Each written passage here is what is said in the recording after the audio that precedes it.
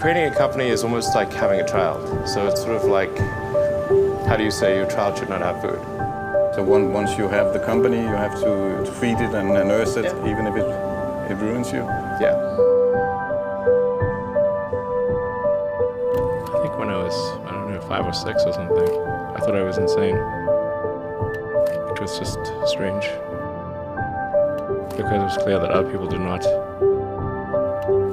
Their mind wasn't exploding with ideas. It was like, that's strange.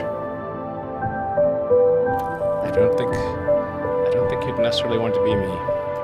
It's very hard to turn it off. It's like a never-ending explosion. All the time. You've said that this has been the toughest year for you, the most sort of taxing year for you. Like, why? 22 hours a day? Or like how many I hours? was working, so 7 days a week, sleeping in the factory. I worked in the paint shop, general assembly, body shop. You ever worry about yourself imploding? Like, just too much? Absolutely. No one should put this many hours into work. This is not good. People should not work this hard. They should not do this. This is very painful. Painful in what sense?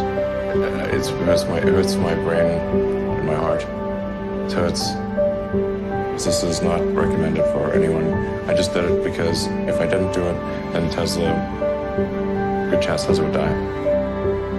I mean, Tesla really faced a severe threat of death due to the Model 3 production ramp. Essentially, the company was bleeding money like crazy, and just if we didn't solve these problems in a very short period of time, we would die. And it was extremely difficult to solve them. How close to death did you come? Within single-digit weeks.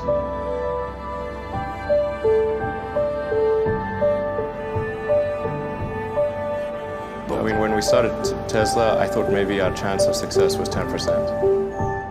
Well, I mean, I can tell you my original plan was, I thought, okay, I had like $180 million from my portion of the sale of PayPal. And I thought, if I invest half of that in creating these companies, then I still have the other half, which will be fine. Yeah. But of course, that's not how it worked out. We used up all you invested 100 million, then still needed more money. And then there was the big recession of 2008 and 9. And in the end, I had to invest everything. And I actually was borrowing money from friends to pay the rent. You were on the edge of actually I didn't even own a house.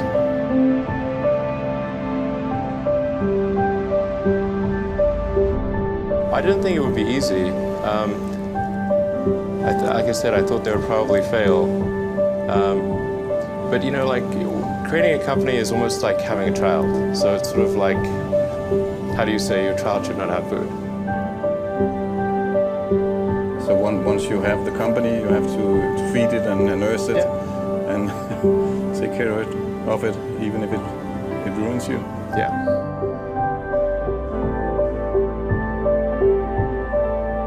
But there was some tough times in 2008, end of 2008. How did you get through that period of crisis?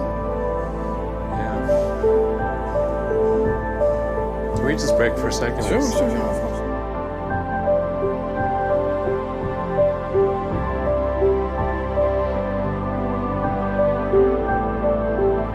I think that probably they shouldn't want to be you. I think it sounds better than it is. Not as much fun being me as you'd think. There's definitely, it could be worse for sure, but it's, I'm not sure I want to be me. It has actually been a very difficult journey, I have to say. My priority right now is to try to add some more management bench strength to Tesla in particular, so that I can take a vacation. In the last 12 years, I've only tried to take a week off twice. The first time I took a week off, the Orbital Sciences rocket exploded and Richard Branson's rocket exploded in that same week. Second time I took a week off, my rocket exploded. The lesson here is don't take a week off. Well, when my brother and I were starting our first company, instead of getting an apartment, we just rented a small office and we slept on the couch.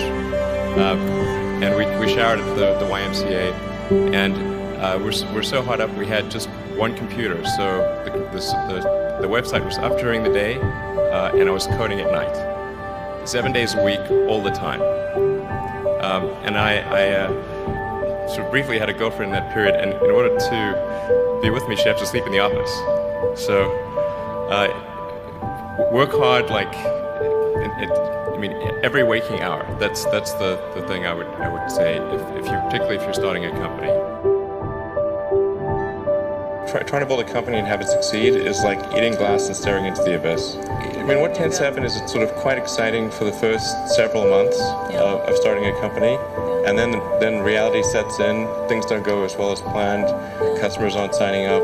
The technology or the product isn't working as well as you thought. And then that can sometimes be compounded by a recession, and it can be very, very painful for several years. When you had that third failure in a row, did you think, I need to pack this in? Never. Why not? I don't ever give up.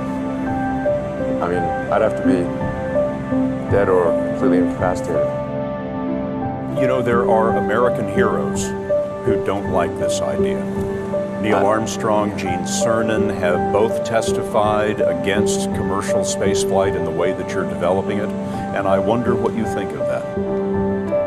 I was very sad to see that, because those guys are, those guys are heroes of mine, so it's really tough. You know, I wish they would come and visit and see the hardware that we're doing here. And I think that would change their mind. They inspired you to do this, didn't they? Yes. And to see them casting stones in your direction. It's difficult. Did you expect them to cheer you on? Certainly hoping they would.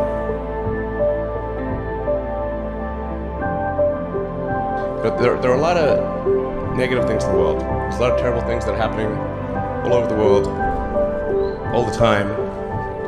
There are lots of problems that need to get solved. There's lots of things that are miserable and kind of get you down. But life cannot just be about solving one miserable problem after another. That can't be the only thing. There need to be things that inspire you, that make you glad to wake up in the morning and be part of humanity. That's why we did this.